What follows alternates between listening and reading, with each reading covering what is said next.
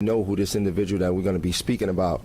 You know his identity already, but we called this press conference to make an appeal to law enforcement and communities around the country to just check to see if they've seen this individual or anybody had contact with this individual, because anywhere that he's visited, there's potential that there are other victims around the country, and we want to do our due diligence and make sure that we let communities around the country know that they should be aware of who this person is, and if they've had any contact or seen him in their community, they should call their local police department.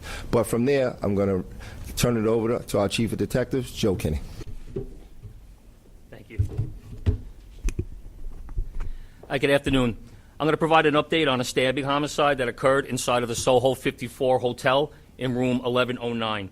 The hotel is located at 54 Watt Street in Lower Manhattan. We believe that this murder occurred between 2:14 p.m. on Wednesday, February 7th, and 10:30 a.m. on Thursday, February 8th. We have identified and have probable cause to arrest a male for this crime. Here is what we know so far. On February 8th at 10:30 a.m., the victim, Denise Olias Aaron Sabia, a female Hispanic, 38 years old, a resident of Queens with no criminal history, was discovered by hotel staff deceased on the floor of her rented room in 1109. EMS and patrol units responded to the scene, and she was pronounced dead at 10:47 a.m. The medical examiner's office later determined this death was caused by blunt force trauma to the head. A broken iron was recovered at the scene, and we recovered bits of plastic that were found embedded inside of her skull. Members of the 1st Precinct Detective Squad and Manhattan South Homicide arrived at the scene and began their investigation.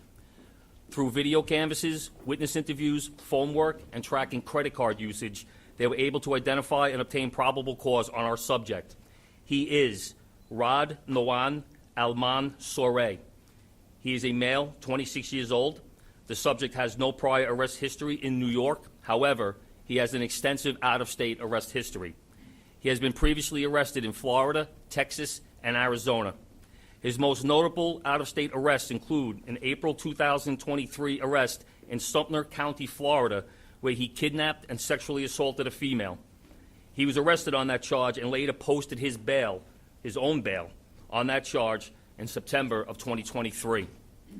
On February 17th, 2024, just 9 days after our victim was discovered in New York City, he committed a knife-point carjacking in Phoenix, Arizona, where he stabbed his female victim.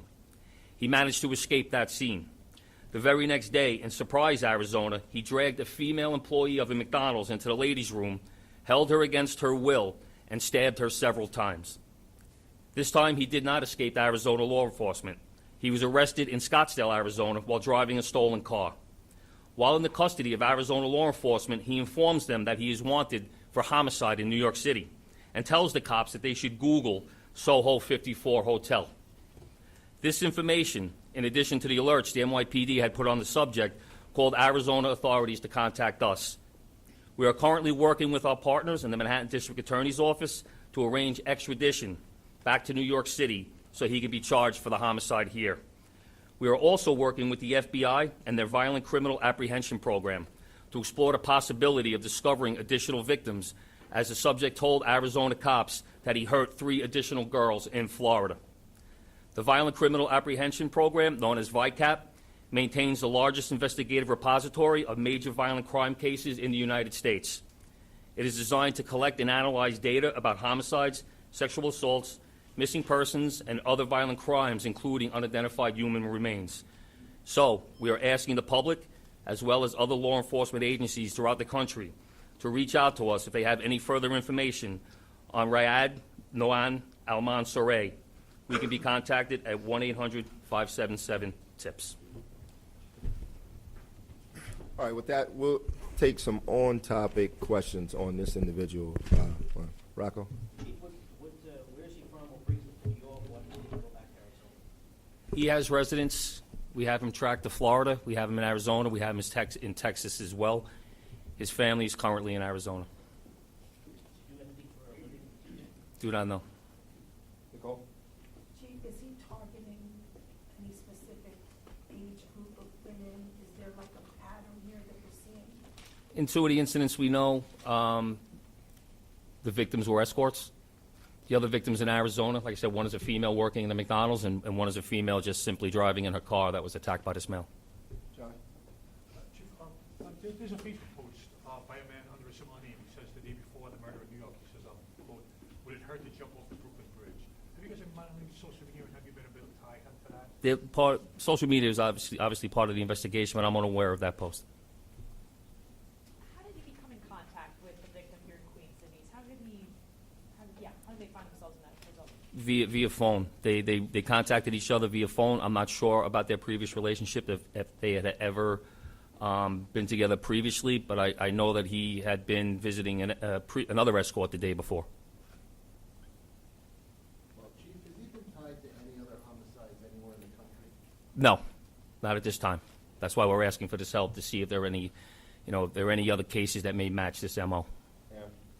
Chief, will your case get priority since it's a homicide over the Arizona stabbing?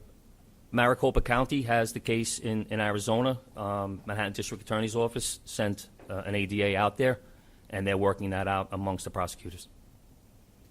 There's a LinkedIn by the guy with the same names that he was a cashier by a gas station. Do you know if he was working there? I don't know where his previous employment was, but he has had several incidents where he's been arrested involving gas stations. Mark? How long do you think the extradition is going to happen? The extradition, it could be days, it could be weeks, it could be months. They're going to work that out. The prosecutors will work that out.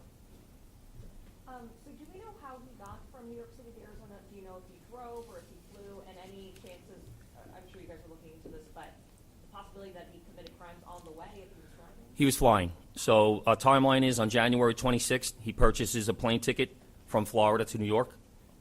On 1/29, we know he has credit card usage in New York City, so he arrives somewhere in that 3-day span. On 2/6, he visits an escort in Upper Manhattan. Between 2/7 and 2/8, we have our homicide at the Soho Hotel. On 2/12, he flies back to Arizona out of Newark Airport. 2/17, he does the carjacking in Arizona. 2/18, he stabs a woman in McDonald's and is subsequently arrested. So I'm curious about the Florida, you said he posted bail, but are there outstanding warrants in Florida as well? He has one outstanding warrant, I believe, in Texas for a family offense, but he posted his bail in Florida. He's allowed to leave. All right, two more. Chief, have you been in contact with the escort from Upper Manhattan? Is there anything in the records for his prior arrests that talks about or discusses his hatred toward women, why he targets women, et cetera? The majority of his arrests involved domestic violence and assault. And as far as the speaking to the escort up in Upper Manhattan, we have had contact with her. And you have or have not? Have. And just something about a pattern, if you, is this something where he's actually looking to seek out some of these women to actually commit violence, taking away those other instances where, he targeted a woman and the other instances of violence? Or is this something where he just flies off the handle? In our incident, in our homicide, it seems there was a dispute over the time he was allowed to stay in the room, and that's what caused the outburst, which caused the attack. The incident in Florida, it seems that that one involved more alcohol. He was drinking with the escort and then wouldn't let her leave, so that's where the kidnapping came in. But as far as the pattern goes, that's why we're reaching out to the FBI for their assistance to see if they can help us piece together anywhere else where he may have been where there were similar incidents.